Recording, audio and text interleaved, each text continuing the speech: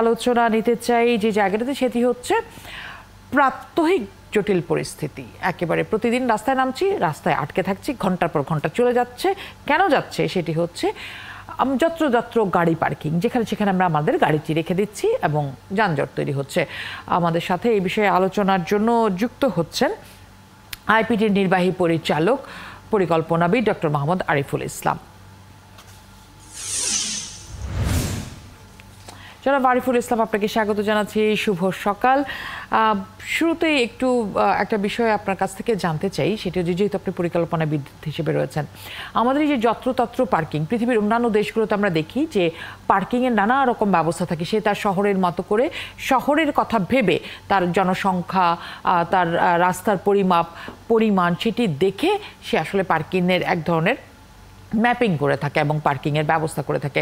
আমার শহরে কি আদতেই সেরকম কোনো কিছু আছে যারা এই পরিকল্পনা করে থাকেন বা এখনো করছেন? ধন্যবাদ।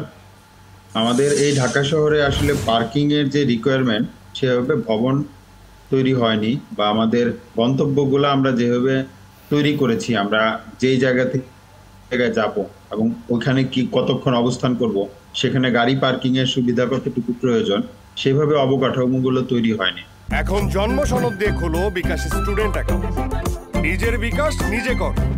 ব্যবসা প্রতিষ্ঠান থেকে শুরু করে বিভিন্ন অফিস এবং শিক্ষা প্রতিষ্ঠান খুব বেশি পরিকল্পিতভাবে তৈরি হয়নি। যখন যেখানে প্রয়োজন মনে করেছে মানুষ, সেখানেই তৈরি করেছে।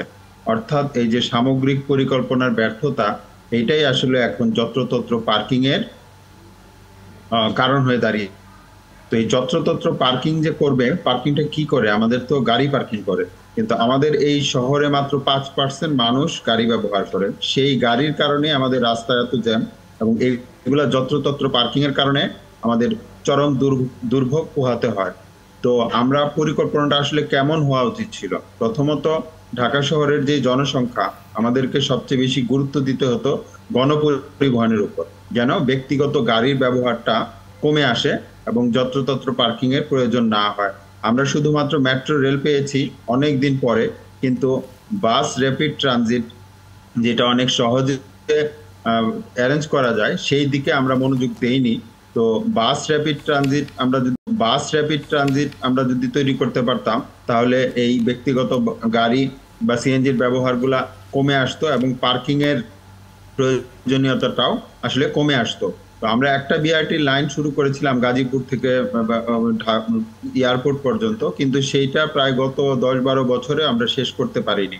তো এই বাস র্যাপিড ট্রানজিটের প্রতি আমাদের এই অনীহা এবং আমাদের আয়োজনের ক্ষেত্রেও আমাদের ভুল সিদ্ধান্ত। আমরা গাজীপুরের যে বাস র্যাপিড ট্রানজিটটা করেছি, সেখানে অ্যাড গ্রেডেও যেমন আছে, আবার কিছু কিছু জায়গায় উড়াল সড়কও তৈরি করা হয়েছে। কিন্তু শহরের যে রাস্তা, তার একটা লেন বাসের জন্য ডেডিকেটেড করলেই কিন্তু এই বাস র্যাপিড ট্রানজিটটা করা যেত এবং শহরের এই গণপরিবহনের উপর একটা যুগান্তকারী পদক্ষেপ তৈরি হতো। এর জন্য খরচেরও প্রয়োজন ছিল কম। মেট্রো রেলগুলো হতে হতে আরো অনেক বেশি সময় লাগবে।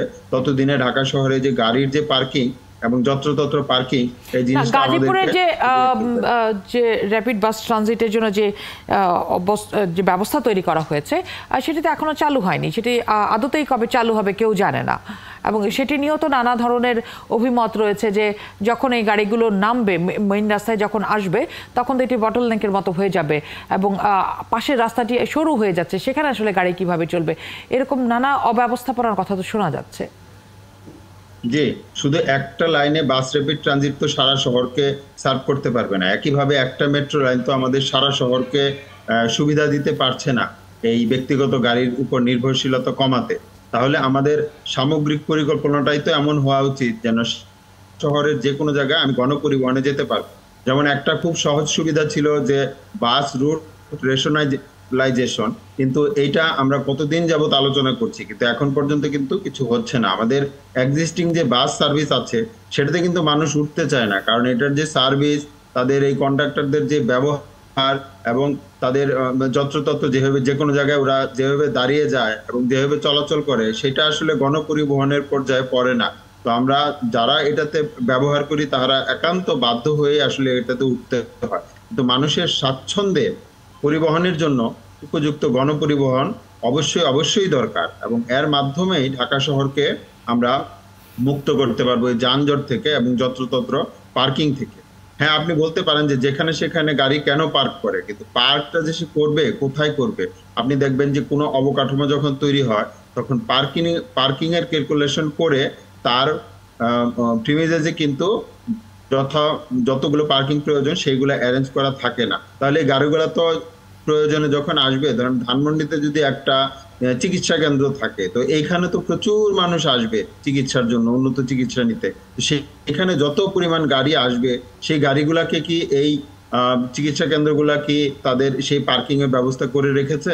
তো যেটা হয় যে ভবনের সামনে পার্কিং করে, অথবা যেখানে সুবিধা সেখানে পার্কিং করে, এবং যত্রতত্র মোবাইল কোর্টের কারণে দেখা যাচ্ছে যে জরিমানার কারণে এগুলা আবার হ্যারাসমেন্টের শিকার হয়। কিন্তু আমি যদি সুবিধাটাই না রাখি তখন তো যত্রতত্র পার্কিং হয়েই থাকবে।